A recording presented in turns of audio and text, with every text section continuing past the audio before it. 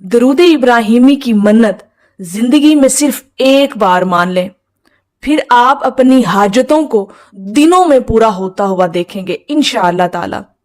देखें, अगर आपका कोई ऐसा काम, कोई ऐसा मकसद जिसमें आपको कामयाबी ना मिल रही हो, जो आपका काम पूरा ना हो रहा हो, कोई ऐसा मकसद पूरा ना हो रहा हो, कोई ऐसी ख्वाहिश, कोई ऐसी हाजत जिसके अंदर बेशुमार रुकावटें हों पूरी होने में, तो आप जिंदगी में सिर्फ एक दफा ना दरूद इब्राहिमी की मन्नत मान कर तो देखें, इस मन्नत को आजमा कर तो देखें। इंशाअल्लाह ताला दरूद इब्राहिमी के सदके अल्लाह पाक आपको बहुत बड़ी कामयाबी नसीब करेगा।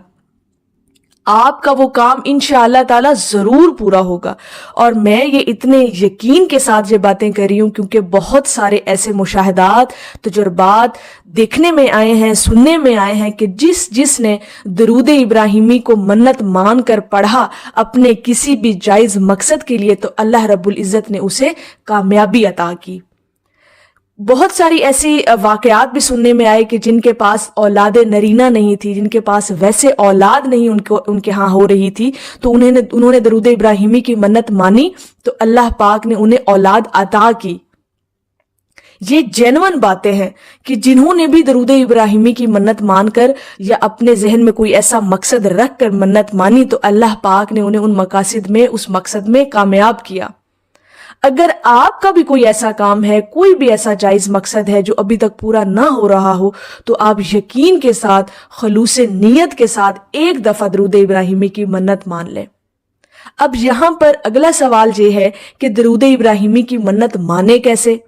अब वो बड़ा आसान है और आपने अपनी ही आसानी के साथ वो मन्नत माननी है।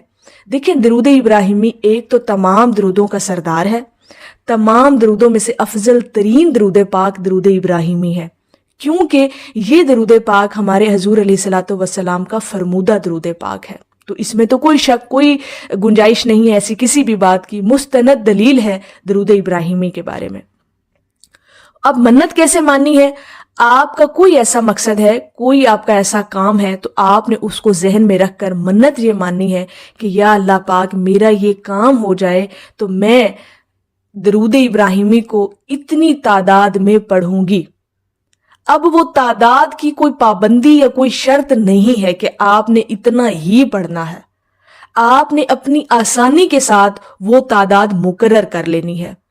1000 मरतबा भी आप पढ़ सकते हैं, मन्नत मान सकते हैं, आप 2000 की भी मन्नत मान सकते हैं, आप 3000 की, 5000 की, 7000, 11000, जितना आप आसानी के साथ पढ़ सके और उस मन्नत को बाद में पूरा कर सकें, आप उतनी तादाद की मन्नत मान लें कि या अल्लाह पाक, मेरा ये काम हो जाए तो मैं इतनी 1000 मरतबा दरूद इब्राहिमी को पढ़ूंगी।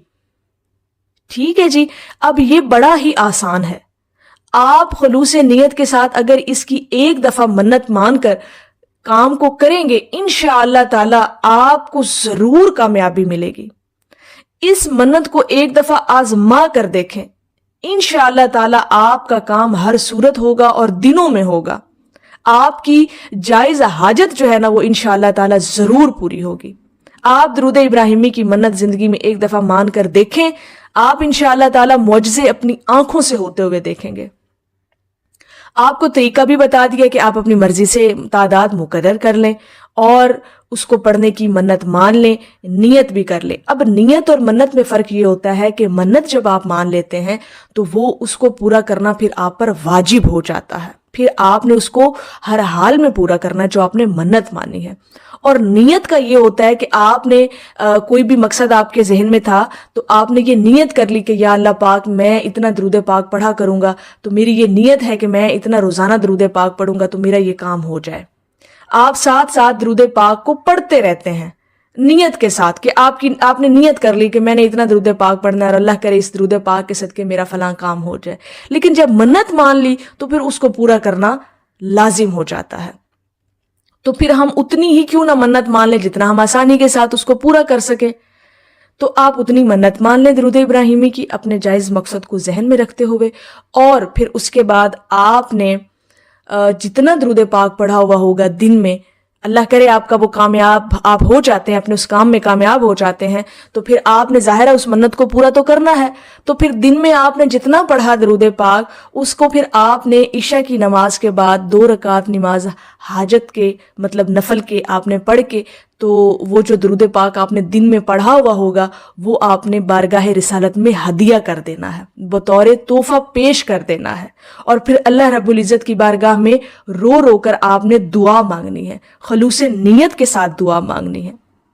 آپ دیکھیں جتنا آپ کے اندر جتنا خلوص ہوگا نا کسی بھی عمل کو کرنے کے لیے، اور جتنا خلوص آپ کی دعا کے اندر ہوگا، آپ یقین کریں کہ آپ کا کام اتنا ہی جلدی ہوگا.